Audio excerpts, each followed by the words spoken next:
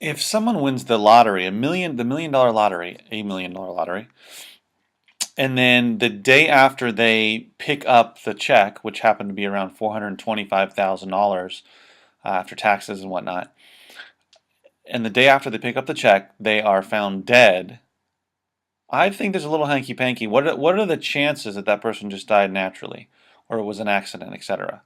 Probably slim to none. I would expect. Now this turns out to be the case with a man by the name of this is tough. Oh boy, Urooj. I'm not even going to try it.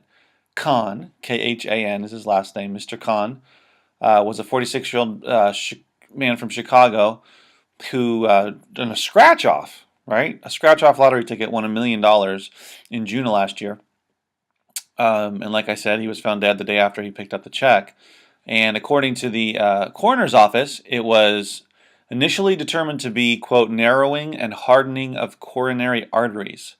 However, after his family urged the medical examiners to look into it some more because they did not believe that was the reason for his death, they found that he had been given a lethal dose of cyanide. Now, cyanide is sort of the generic poison that we hear a lot about in movies, see a lot in movies, read a lot about in books, etc., murder mysteries over the years. But apparently, cyanide is not easy to use to kill somebody with because it's hard to get a hold of and it's not tasteless. So you're definitely going to be tasting it unless which won't matter if you've swallowed a lethal dose, of course.